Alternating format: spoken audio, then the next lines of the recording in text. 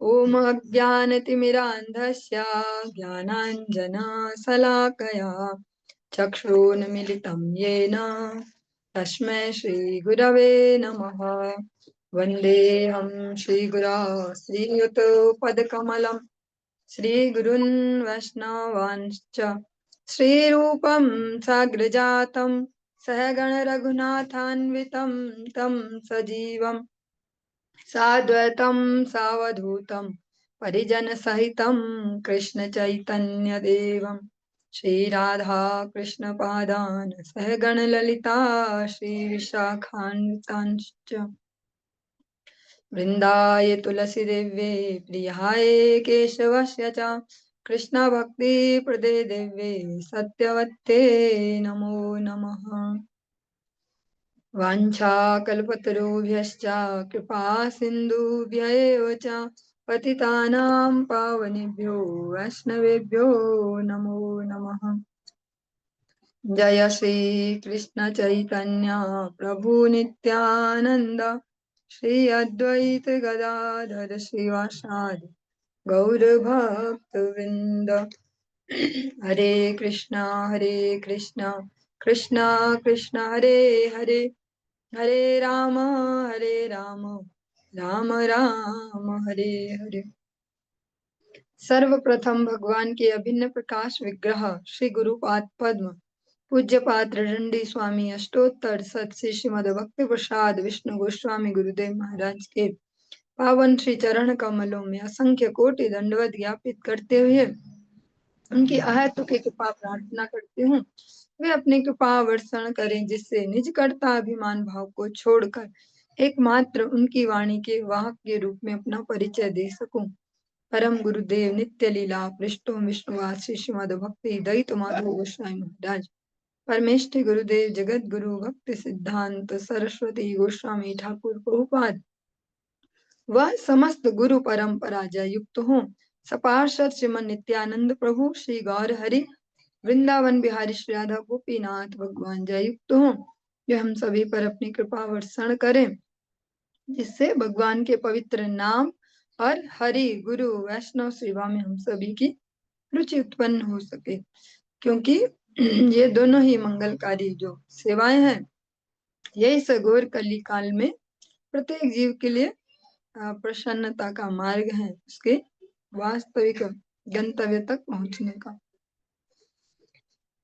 आज हम श्रवण करेंगे ग्रंथराज श्रीमद् भागवतम के अंतर्गत भगवद और गुरु वैष्णव कृपा से हम सभी श्रीमद् भागवतम जी का श्रवण कर रहे हैं।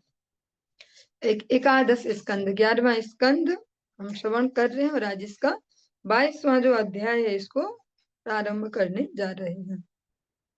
ओम नमो भगवते वासुदेवाय ओम नमो भगवते वासुदेवाय ओम नमो भगवते वासुदेवाय।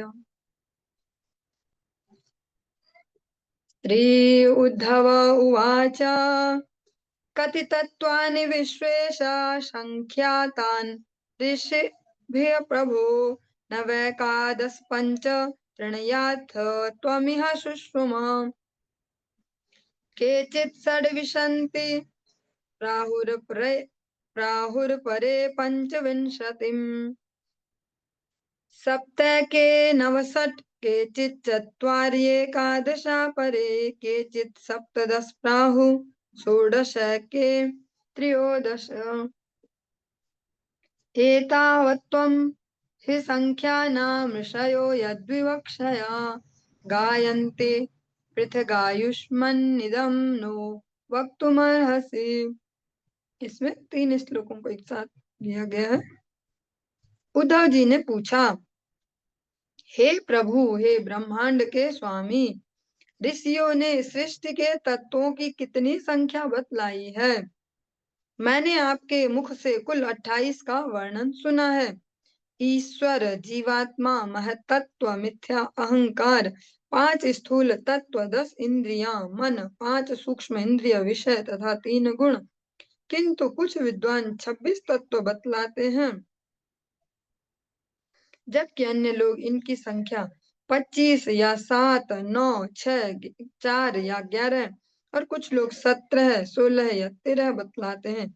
जब ये ऋषि ऐसे विविध प्रकारों से सृजक तत्वों की गणना कर रहे थे तो उनके मन में क्या था? हे परम शाश्वत, कृपा करके मुझे यह बतलाएं। हमारा तो अभी बुद्धि का लेवल इतना है नहीं कि हम ये सब चर्चा समझ पाए, फिर भी हम श्रवण कर रहे हैं। उद्धव जी कह रहे हैं, आपने जो सृजक तत्व हैं प्रकृति के, उनकी संख्या 28 बताई, जबकि अन्य लोग अलग अलग ऋषि मुनि उनकी अलग अलग संख्या बताते हैं। तो जब वे लोग जितनी जितनी संख्या बता रहे हैं, उनका क्या माइंडसेट था, क्या उनका उस समय सोचने का वो तरीका था, किससे वो ऐसी गिनती कर रहे थे। श्री भगवानुवाच युक्तं च सन्ति सर्वत्र भासन्ते ब्राह्मणा यथा मायां मदीयां मुदगृह्य वदतां किं नु दुर्घटम्। भगवान श्री कृष्ण ने उत्तर दिया, चूंकि सारे भौतिक तत्व सभी जगह उपस्थित रहते हैं, इसलिए यह युक्त है कि विभिन्न विद्वान ब्राह्मणों ने उनका विश्लेषण भिन्न भिन्न विधियों से किया है। ऐसे सभी दार्शनिकों ने मेरी योग शक्ति का आश्रय लेकर ही ऐसा कहा है, अतः वे सत्य का खंडन किए बिना कुछ भी कह सकते हैं।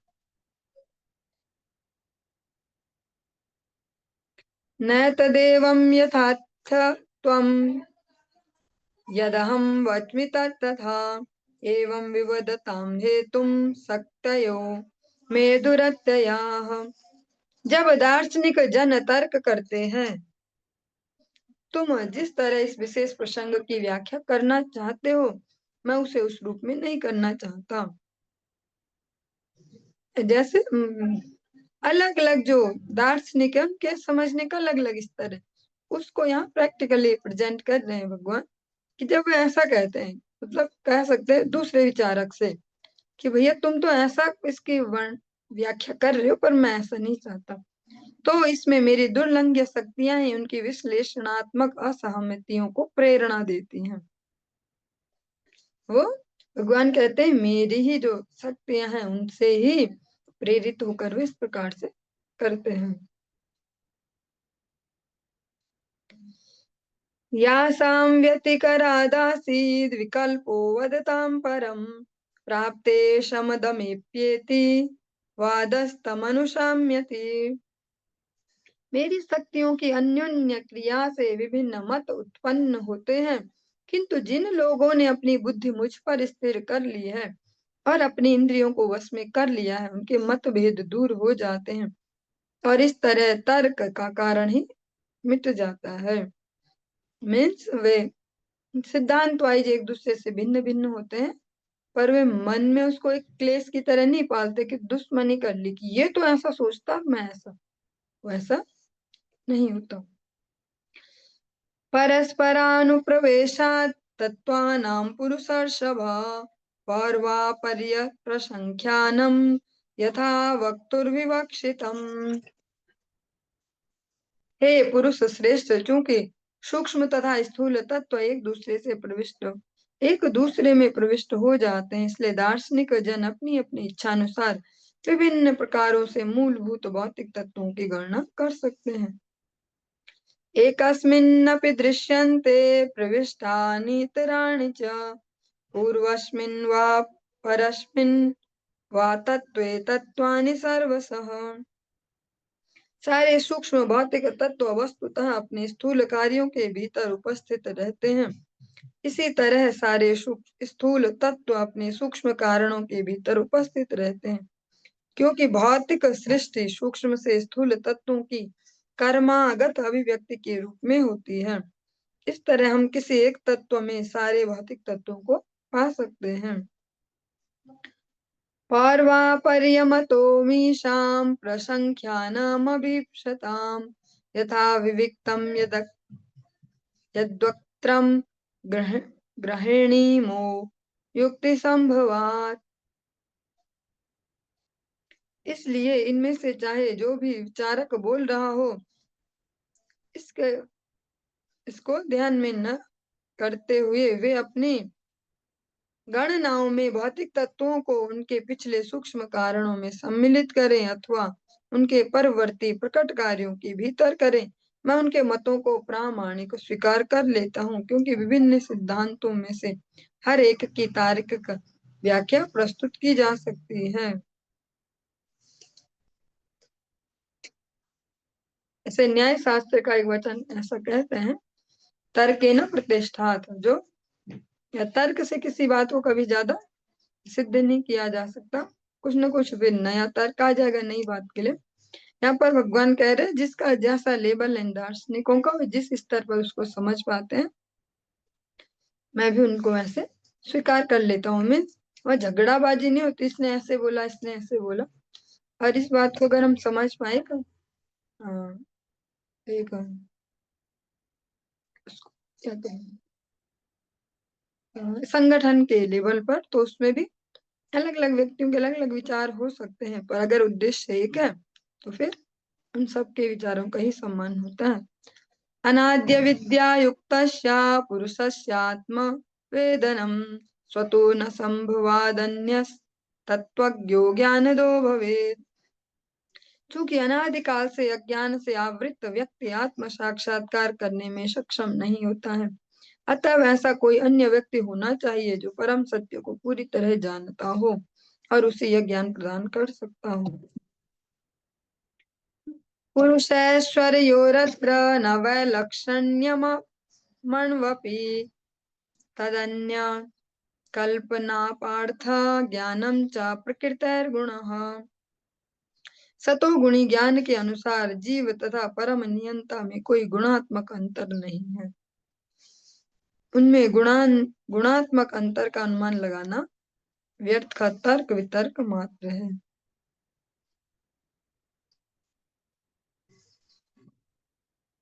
प्रकृतिर्गुण साम्यम व प्रकृतिर्नात्मनो गुणा सत्वम रजस्तम इति स्थित्युत्पत्त्यन् अत्यंत्यंत हेतवः।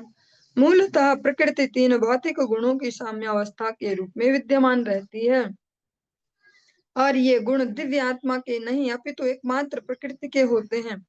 ये गुण सतो रजो तथा तमो गुण इस ब्रह्मांड के सृजन पालन तथा संहार के प्रभावशाली कारण हैं। सत्वं ज्ञानम रजः कर्म तमो अज्ञानमिहोच्यते गुण व्यतिकरः कालः स्वभावः सूत्रमेव च। इस जगत में सत्व गुण को ज्ञान, रजोगुण को सकाम कर्म तथा तमो गुण को अज्ञान माना जाता है। काल को भौतिक गुणों की उद्वेलित अंतःक्रिया के रूप में देखा जाता है, और आदि सूत्र अर्थात महत्त्व से समग्र कार्यात्मक मनोवृत्ति प्रकट होती है। पुरुषा प्रकृतिर्व्यक्तम अहंकारो नभो नीलः ज्योतिरापः क्षितिरिति तत्वान्युक्तानि मे नव। मैं न मूल तत्वों का वर्णन भोक्ता आत्मा, प्रकृति महातत्व की आदि अभिव्यक्ति, मिथ्या अहंकार, आकाश वायु अग्नि जल तथा पृथ्वी के रूप में कर चुका हूँ। श्रोत्रम त्वग्दर्शनम घ्राणो जिह्वेति ज्ञान शक्तयः वाक्पाण्युपस्थपार्यभृङ् कर्माण्यंगो भयम मनः। हे उद्धव, श्रवण स्पर्श दृष्टि गंध तथा स्वाद ये पांच ज्ञानेन्द्रियां हैं, और वाणी हाथ जननेन्द्रिय गुदा तथा पांव ये पांच कर्मेंद्रियां हैं। मन इन दोनों कोटियों में आता है। मन ज्ञानेन्द्रियों के अंतर्गत भी कर्मेंद्रियों के अंतर्गत भी। शब्द स्पर्शो रसो गंधो रूपम चेत्यर्थ जातयः गत्युक्त्युत्सर्ग शिल्पानि कर्मायतन सिद्धयः। ध्वनि स्पर्श स्वाद गंध तथा रूप ज्ञानेन्द्रियों के विषय हैं, और गति वाणी उत्सर्ग तथा शिल्प ये कर्मेंद्रियों के विषय हैं। सर्गाद प्रकृतिर्यस्या कार्य कारण रूपिणी सत्वादिगुण सत्वादिभिर्गुणैर्दत्ते पुरुषो व्यक्तईक्षते। सृष्टि के प्रारंभ में सतो रजो तथा तमो गुणों के द्वारा प्रकृति इस ब्रह्मांड में समस्त सूक्ष्म कारणों तथा स्थूल अभिव्यक्तियों से युक्त होकर अपना रूप ग्रहण करती है। श्री भगवान भौतिक अभिव्यक्ति की पारस्परिक क्रिया में प्रविष्ट नहीं होते, अपितु प्रकृति पर केवल दृष्टिपात करते हैं। व्यक्त्या व्यक्तादयो विकुर्वाणा धातवः पुरुक्षेक्षया लब्धवीर्याः सृजन्त्यन्दं सहताः प्रकृतेर्बलात्। जब महत् तत्व इत्यादि भौतिक तत्व रूपांतरित होते हैं तो वे श्री भगवान के दृष्टिपात से अपनी विशेष शक्तियां प्राप्त करते हैं। वे प्रकृति की शक्ति के मिलने जुलने से विश्व रूपी अंडा जो ब्रह्मांड है वो उत्पन्न करती हैं। सप्तैव धातव इति तत्रार्थः पंचखादयः ज्ञानमात्मो भयाधारस्ततो देहेन्द्रियाश्रवा। कुछ दार्शनिकों के अनुसार तत्व सात हैं। ये हैं पृथ्वी, जल, अग्नि, वायु तथा आकाश। और इसके साथ साथ ये तो पांच सुने हमने, इसी के साथ चेतन आत्मा और परमात्मा भी सम्मिलित हैं, जो भौतिक तत्वों तथा सामान्य आत्मा दोनों के ही आधार स्वरूप हैं। इस सिद्धांत के अनुसार शरीर, इंद्रियां, प्राण, वायु तथा अन्य सारी भौतिक घटनाएं इन्हीं सात तत्वों से उत्पन्न हैं। षडित्यत्रापि भूतानि पंचषष्ठः परः पुमान् तैर्युक्त आत्मसम्भूतः सृष्ट्वेदं समपाविशत्। अन्य दार्शनिकों का कहना है कि तत्व छह हैं। पांच तो भौतिक तत्व जो पृथ्वी, जल, अग्नि, वायु तथा आकाश। छठा तत्व पूर्ण पुरुषोत्तम भगवान है, वही श्री भगवान जो अपने से निकले हुए तत्वों से युक्त होते हैं। इस ब्रह्मांड की सृष्टि करते हैं और स्वयं इसके भीतर प्रवेश करते हैं, परमात्मा स्वरूप से प्रत्येक जीवों के शरीर में भी। चत्वार्ये वेति तत्रापि तेज आपोन्नमात्मनः जातानि तैरिदं जातं जन्मावयविना खलु। कुछ दार्शनिक चार मूलभूत तत्वों की उपस्थिति का अनुमोदन करते हैं, जिनमें से अग्नि, जल तथा पृथ्वी, ये तीन तत्व एक चौथे तत्व आत्मा से उद्भूत हैं। एक बार अस्तित्व में आने पर ये तत्व विराट जगत को उत्पन्न करते हैं, इसमें सारा भौतिक सृजन होता है। संख्याने सप्तदशके मात्रेन्द्रियाणि च पंच पंचैकमनसा आत्मा सप्तदश स्मृतः। कुछ लोग 17 मूलभूत तत्वों के अस्तित्व की गणना करते हैं। ये हैं पांच स्थूल तत्व, पांच इंद्रिय विषय, पांच ज्ञानेन्द्रिया मन तथा 17वां आत्मा। हमारी जो कंडीशनिंग है अभी तक के हमारे माइंड सेट की या जो सुनने के, वो इस टाइप के विषय को सुनने की नहीं है, इसलिए असुविधा हो रही होगी आप सभी को भी। फिर भी थोड़ा धैर्य से श्रवण करते चलेंगे। तद्वत् षोडश संख्याने आत्मैव मनुच्यते भूतेन्द्रियाणि पंचैव मन आत्मा त्रयोदश। 16 तत्वों की गणना करने पर पिछले सिद्धांत से केवल इतना ही अंतर होता है कि आत्मा की पहचान मन से कर ली जाती है। यदि हम पांच भौतिक तत्वों, पांच इंद्रियों, मन, आत्मा तथा परमेश्वर की कल्पना करें तो तत्वों की संख्या 13 होती है। जो मेनली जो ये प्रसंग चल रहा है, ये भौतिक सृष्टि जिनसे सृजन हुई है उन तत्वों की गणना।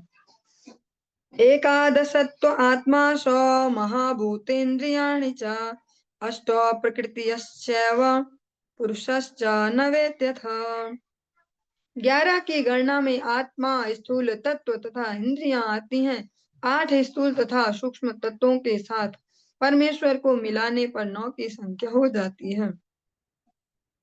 इति नाना प्रसंख्यानं तत्त्वानां ऋषिभिः कृतं सर्वं न्याय्यं युक्तिमत्वाद् विदुषां किमशोभनम्। इस तरह महान दार्शनिकों ने भौतिक तत्वों का विश्लेषण अनेक प्रकार से किया है। उनके सारे प्रस्ताव युक्त हैं, क्योंकि उन्हें पर्याप्त तर्क के साथ प्रस्तुत किया गया है। निस्संदेह ऐसी तार्किक प्रखरता की आशा वास्तविक विद्वानों से की जाती है। श्री उद्धव उवाच प्रकृतिः पुरुषश्चोभ यद्यप्यात्मविलक्षण अन्योन्यापाश्रयात् कृष्ण दृश्यते न भिदातयो प्रकृतो लक्ष्यते यात्मा प्रकृतिश्च तथात्मनि। श्री उद्धव ने पूछा, हे कृष्ण, यद्यपि वैधानिक रूप से प्रकृति तथा जीव भिन्न है, किंतु उनमें कोई अंतर नहीं दिखता, क्योंकि वे एक दूसरे के भीतर निवास करते पाए जाते हैं। इस तरह आत्मा प्रकृति के भीतर और प्रकृति आत्मा के भीतर स्थित प्रतीत होती है। एवं मे पुंडरीकाक्षा महांतम संशयं हृदि हेतुर्मर्हसि सर्वज्ञा वचोभिर्नयन पुनः। हे कमल नयन श्री कृष्ण, हे सर्वज्ञ प्रभु, कृपया आप अपने उन शब्दों से मेरे हृदय के इस महान संशय को छिन्न भिन्न कर दे। महान मीन्स बड़ा, महान का अर्थ वैसा नहीं जैसा हम समझते ग्रेट, ऐसा महान मीन्स बहुत बड़ा। महान संशय को छिन्न भिन्न कर दे जो आपकी परम तर्क पटुता को दिखलाने वाला है। त्वत्तो ज्ञानं हि जीवानां प्रमोशस्तेऽत्र शक्तितः त्वमेव ह्यात्ममायाया गतिं वेत्थ न चापरः। आपसे ही जीवों का ज्ञान उदय होता है और आपकी शक्ति द्वारा वह ज्ञान हर लिया जाता है। वास्तव में आपके अतिरिक्त अन्य कोई व्यक्ति आपकी माया की असली प्रकृति को नहीं जान सकता। श्री भगवानुवाच प्रकृतिः पुरुषश्चेति विकल्पः पुरुषर्षभ एष वैकारिकः सर्गो गुणो व्यतिकरात्मकः। पूर्ण पुरुषोत्तम भगवान ने कहा, हे पुरुष श्रेष्ठ, भौतिक प्रकृति तथा इसका भोक्ता स्पष्ट रूप से पृथक पृथक है। यह व्यक्त सृष्टि प्रकृति के गुणों के उद्वेलन पर आधारित होने के कारण निरंतर रूपांतरित होती रहती है। ममांग माया गुणमय्यन कधा विकल्प बुद्धिश्च गुणैर्विधत्ते वैकारिकस्त्रिविधोऽध्यात्ममेका मथाधिदैवमधिभूतमन्यत्। हे उद्धव, मेरी भौतिक शक्ति माया तीन गुणों वाली है और वह उन्हीं के माध्यम से कार्य करती है। सृष्टि की विविधताओं को उनकी अनुभूति करने के लिए चेतना की विविधताओं समेत प्रकट करती है। भौतिक परिवर्तन का व्यक्त परिणाम तीन रूपों में समझा जाता है, आध्यात्मिक, आदि दैविक और आदि भौतिक। दृग्रूपमार्कं वपुरत्र रंध्रे परस्परं सिद्ध्यति यः स्वतः खे आत्मा यदेषां परो य आद्यः स्वयानुभूत्याखिल सिद्ध सिद्धिः।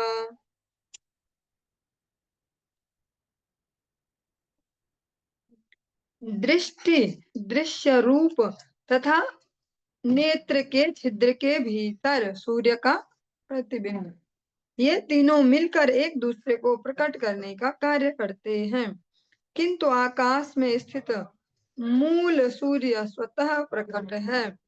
इसी तरह समस्त जीवों के आदि कारण परमात्मा, जो इन सबसे पृथक हैं, अपने ही दिव्य अनुभव के प्रकाश से समस्त प्रकट वस्तु होने वाली वस्तुओं के परम स्रोत के रूप में कार्य करते हैं। समझाने के लिए उदाहरण दिया कि जो कुछ हम देखते हैं वो ऑब्जेक्ट, और जो हमारी दृष्टि है, और जो सूर्य से लाइट रिफ्लेक्ट होती है, इससे हम देखने का कार्य कर पा रहे हैं, लेकिन जो सूर्य है वो इस सबसे पृथक है, उसको इस सबसे कुछ फर्क नहीं है, उसका अपना एक अस्तित्व है। ऐसे ही जो परमात्मा है, उनकी शक्ति से यहाँ सब कुछ प्रकट हो रहा है, सब चल रहा है, सारी प्रकृति, पर वे इससे पृथक है और इसके मूल स्रोत के रूप में है। एवं त्वगादि श्रवणादि चक्षु जिह्वादि नाशादि च चित्तयुक्तम्। इसी तरह से त्वचा, कान, आंख, जीभ तथा नाक जैसी इंद्रियां तथा सूक्ष्म शरीर के कार्यों यथा बद्ध चेतना मन बुद्धि तथा मिथ्या अहंकार का विश्लेषण इंद्रियानुभूति के विषय तथा अधिष्ठाता देव के त्रिविध अंतर के रूप में किया जा सकता है। यश गुणक्षोभ कृतो विकारः प्रधान मूलान् महतः प्रसूत अहं त्रिवृन् मोह विकल्प हेतुर्वैकारिकस्तामसेन्द्रियश्च। जब प्रकृति के तीनों गुण उद्वेलित होते हैं तो इसके फल स्वरूप जो विकार उत्पन्न होता है वह मिथ्या अहंकार के तत्व की तीन अवस्थाओं में प्रकट होता है। यह सात्विक राजस तथा तामस या मिथ्या अहंकार जो महत्त्व से उत्पन्न होता है और जो स्वयं भी अव्यक्त प्रधान से उत्पन्न है समस्त भौतिक मोह तथा द्वैत का कारण बन जाता है। जो भी विषय हम श्रवण कर रहे हैं समझने से बिल्कुल ही परे और समझ में आ भी नहीं रहा, केवल पढ़ रहे हैं और सुन रहे हैं। इसमें से हम एक और बात समझ पाएंगे कि किसी ना किसी का तो रहा होगा ये स्तर जो इसको श्रवण करते हैं या भी होंगे ऐसे, पर हमारा नहीं है ऐसे। फिर नेक्स्ट जनरेशन और उससे नेक्स्ट जनरेशन उनके लिए तो ये बिल्कुल ही वैसी बात हो जाएगी। इसलिए अभी जो आवश्यकता है जो एक एप्लीकेबल फॉर्मूला जो हम अ, साझा कर सकते हैं आपस में वो ये है कि भक्ति में भी अभी जो जो हम सीख रहे हो जिस स्तर पर है ना, जैसे बहुत सारे भक्त अब चातुर्मास्य पालन कार्तिक मास ऐसा सब कर रहे हैं, पर अब जिस भी नए व्यक्ति को भक्ति में लगा है उसको ही पहले दिन ये सब ना सुना देना सिखा दे। ऐसा भी होता है, अरे लहसुन प्याज तो छोड़ो टमाटर भी नहीं खाते उस समय, बैंगन भी नहीं खाते, लौकी भी नहीं तो बेचारा वहीं से पागल होके भाग जाएगा, ये कहाँ या कहाँ फंस जाए। ये एग्जाम्पल यहीं पे देना इसलिए जरूरी था कि जो हम सुन रहे हैं सुन तो रहे हैं सब मजबूरी में, पढ़ने वाला पढ़ रहा है वो भी मजबूरी में, उसको भी समझ में नहीं आ रहा, पर हम तो किसी न किसी का तो है ये स्तर, पर हमारा वो स्तर नहीं है। तो हमसे जो नीचे आ रहे हैं उनका और भी नीचे स्तर है, तो उनको जो भगवत भक्ति डिलीवर करे तो और सरल रूप में दे। उनको पहले ये सब बम विस्फोट उनके सर पे न डाले, बड़े बड़े ऐसा भी नहीं और वैसा भी नहीं। हाँ, डोंट वाला कम बताएं, डू वाला बताएं कि माला जप करो, एक माला से शुरू करो और ऐसा होता है भगवान का नाम, और वहां पे महिमा सुनाए भगवान के नाम की, एक पॉजिटिव प्रचार में जाए और निगेटिव वाले में नहीं कि ऐसा नहीं करते वैसा नहीं करते, ऐसा ऐसा करते हैं ऐसा करते और उससे आनंद आता है ऐसा करते हैं वो सब, क्योंकि बहुत कुछ ऐसा जो हमारे समझ से भी परे है, तो नीचे वालों के लिए और मुसीबत है ऐसे, उनको और अच्छे से हम धीरे धीरे गाइड कर सकते हैं, उनके लिए और सरलीकरण। आत्मा परिज्ञानमयो विवादो यस्तीति नास्तीति भिदार्थनिष्ठः व्यर्थोऽपि नैवो परमेत पुंसां मत्तः परावृत्त धियां स्वलोकात्।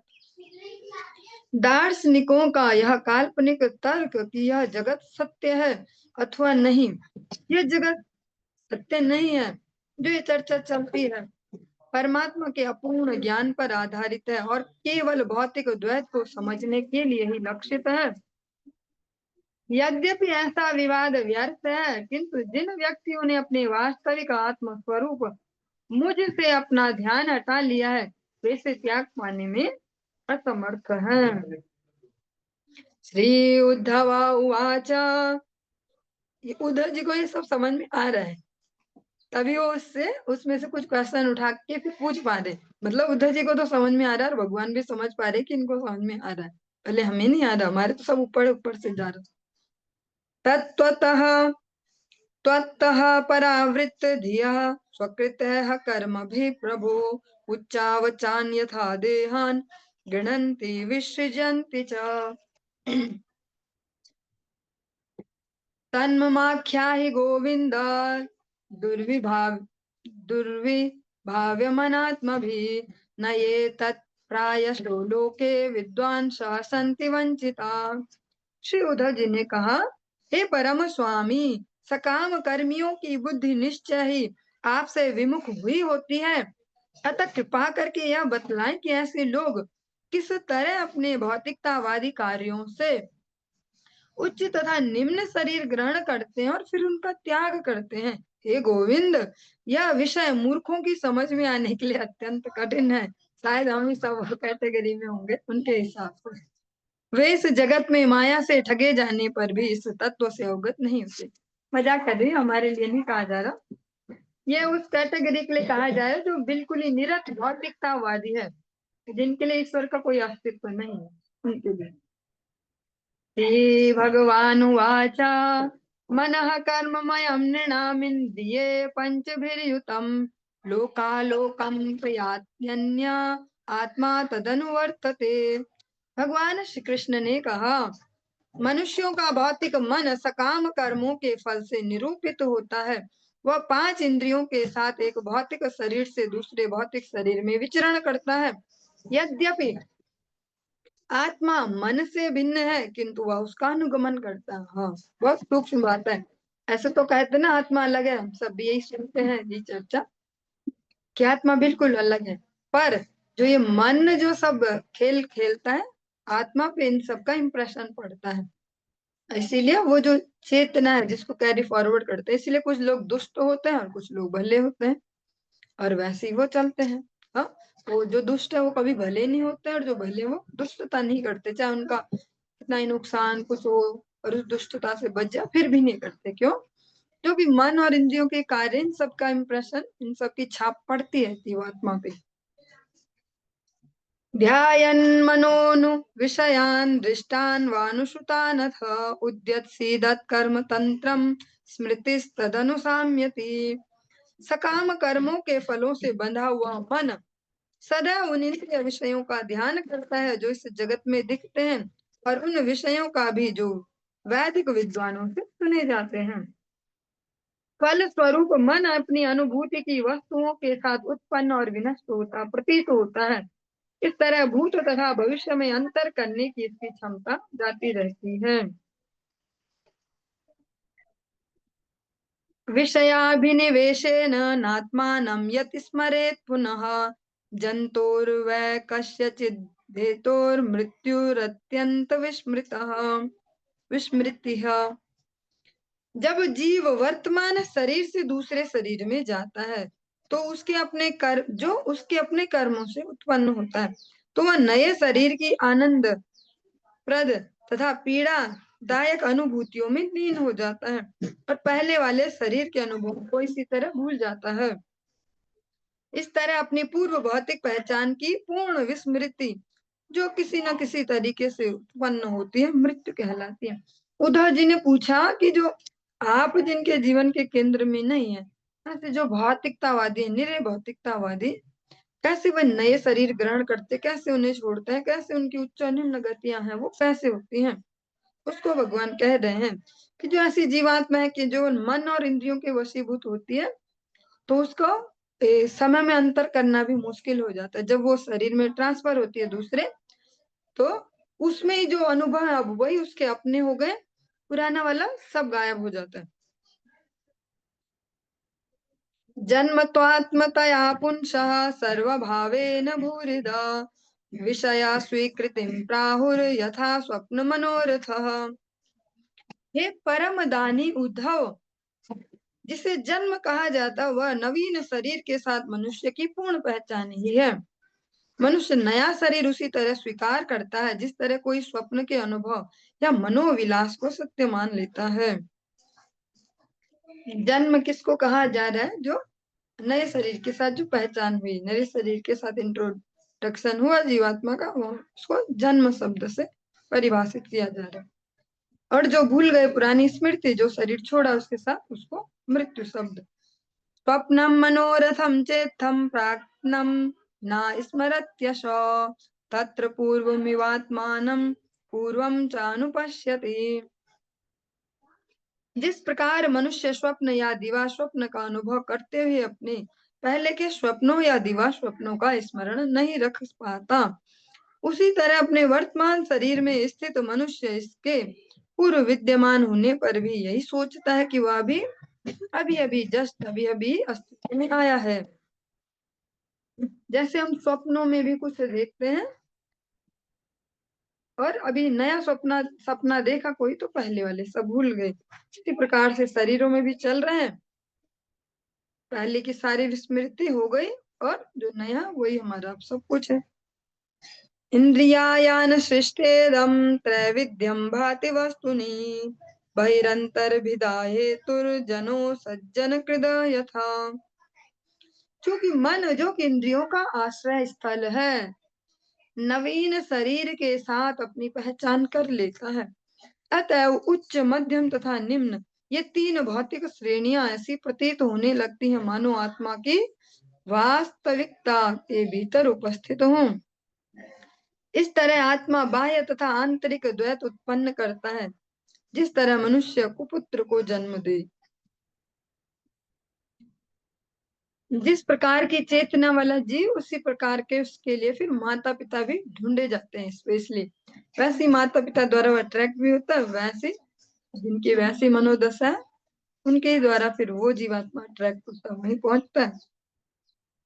चलिए आज के इस प्रसंग को हम यहीं पे विश्राम देंगे, इससे आगे हम कल श्रवण करेंगे। हरे